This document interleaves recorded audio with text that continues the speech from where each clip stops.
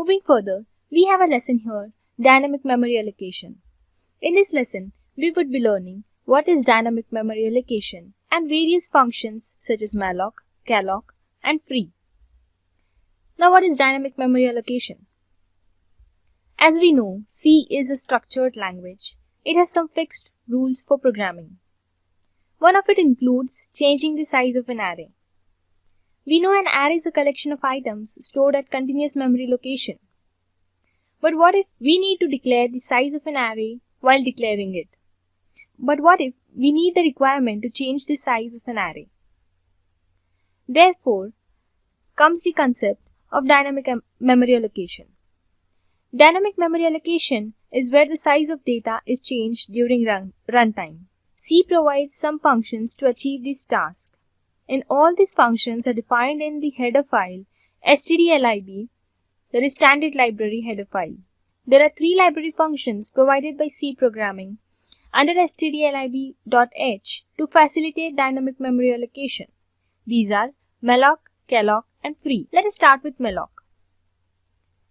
Malloc is used to dynamically allocate a single large block of memory with a specified size. Here, at the left and right, we have the free space in memory and this is the used space. But a malloc gives a continuous block of memory allocated. Once after traversing this block, the counter goes directly from here to here. So malloc helps in continuous memory allocation of a large block. Now let us learn more about malloc. Malloc generally means memory allocation. It is a method used to dynamically allocate a single large block of memory with specified size. It returns a pointer of type void which can be casted into a pointer of any form. It initializes each block with default garbage value.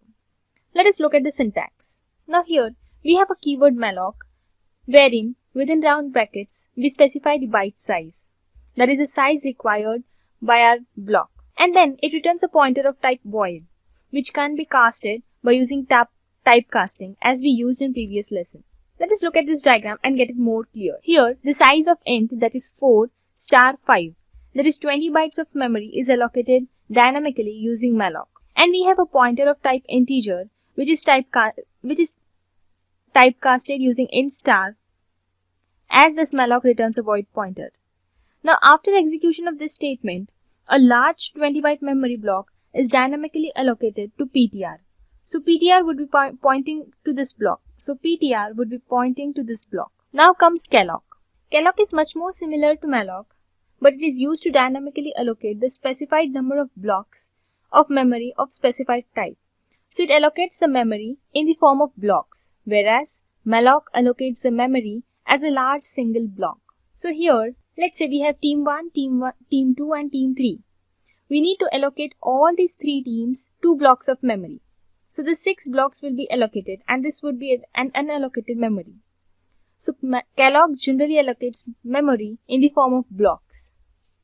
Calloc simply means continuous allocation. This method is used to dynamically allocate a specified number of blocks of memory of a specified type. It initializes each block with a default value. If it is of integer type, then the default value would be 0. Let us look at the syntax. Here, the calloc keyword takes 2 parameters, that is n, which specifies the number of blocks, and the element size, that is the size of each block. It is again typecasted and assigned to a void pointer. Now here's an example. We allocate 5 blocks, each of size of int, that is 4 bytes. So 20 bytes would be allocated but in the form of 5 blocks. So here 5 blocks each of 4 bytes is dynamically allocated to PTR. Now PTR initially would point to the first block. If it is incremented, then it would point to the next block. Now this was about memory location. Talking about deallocation, here's a function free which is used to deallocate the memory. Now team 1, team 2, team 3 have been allocated a memory using calloc, let's say. And then when we do not need to use this memory, we deallocate it using free, just to reduce the wastage of memory. Now using free, it is deallocated. Now this entire memory is an unallocated memory. So the free method in C is used to dynamically deallocate the memory. The memory allocated using function malloc and calloc is not deallocated on their own. Hence, the free method is used wherever the dynamic memory allocation takes place. It helps to reduce the wastage of memory by freeing it. Now let us look at the syntax. The syntax is very simple. By using a free keyword followed with a one parameter, that is the pointer, which points to a dynamically allocated memory. Let's say we have initialized 5 blocks of size int, that is of size 4 bytes, which have been allocated dynamically using calloc. Now PTR would be pointing to the first block of this dynamically allocated memory. Now after using free PTR, all these entire 5 blocks just get deallocated. The memory of PTR is released. Now the PTR points nowhere, and this memory is freed and is further available for next allocation. Let's have a quick recap. Dynamic memory allocation is where the size of data is changed during runtime.